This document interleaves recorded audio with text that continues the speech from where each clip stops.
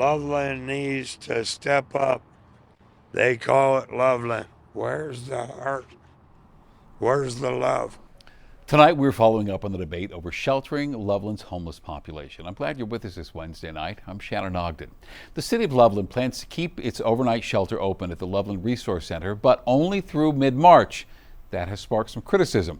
Now, this is something Denver 7's been following for weeks now. Last month, the City of Loveland closed its only full-time overnight shelter, despite community outrage and heavy debate in the City Council. And there's still no movement on a long-term solution. In fact, at one point, you'll recall, the city's mayor opened up the City Hall building for people who are unhoused. Well, Denver 7's back in Loveland tonight, listening to community about this short-term solution. Claire Lavazorio talked with two people experiencing homelessness who are concerned about their futures, along with the city council member who calls this shelter a stopgap as city leaders work on something sustainable.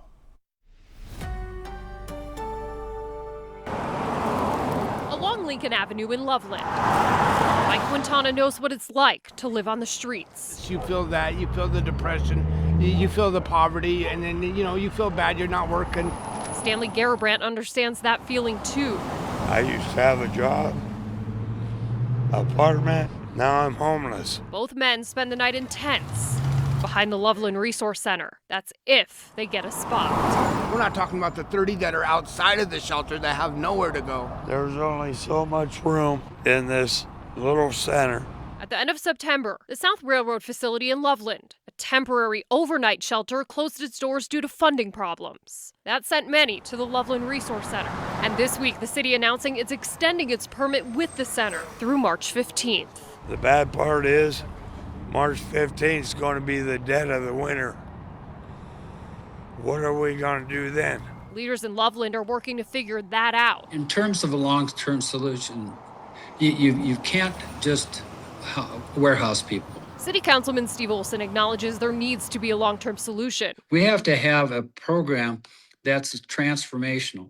It just doesn't enable the people to be homeless. It transforms their lives. Olson says the city could consider buying the resource center and leasing it to a nonprofit with wraparound services. With colder weather setting in, You definitely can catch frostbite, and then that's the scary thing. both Mike and Stanley know there's not a lot of time to waste to figure out a plan for the future. There's got to be a solution. In Loveland, Claire Lavazorio, Denver 7.